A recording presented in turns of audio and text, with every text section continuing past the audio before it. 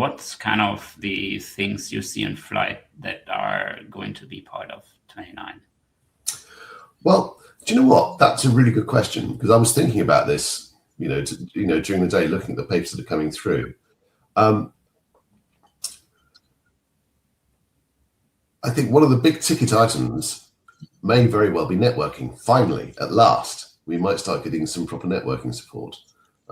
There is some, extensive, very enthusiastic efforts being brought to bear to improve this. And to be honest, I still find it slightly embarrassing that, out of the box, I can't open a socket, to a web page or to anything with C++. I've got to choose a library, or I've got to, spin up some OS code or something like that.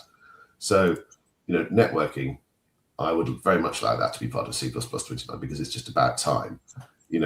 One of the features that was in C++ 26 is stud execution, which I haven't mentioned, which is a complex feature.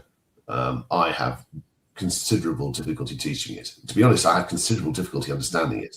It's one of those things where you just have to implement the feature yourself. And once you've implemented the feature yourself, then you can teach it.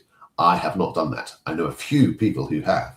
And I'm inclined to believe fewer than 10 people on the planet have implemented stud execution.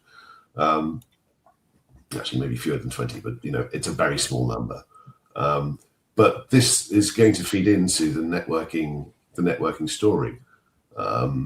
Also, improvement of coroutines, improving the coroutine model, that can also, fit into the networking story. I'll be interested to see how that all turns out.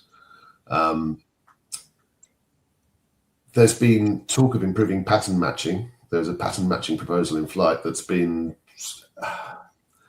it's not fallen to the ground, but it's in limbo at the moment. It's suspended. I'd like to see that one picked up again, because I think that's a great simplification feature that we can benefit from enormously.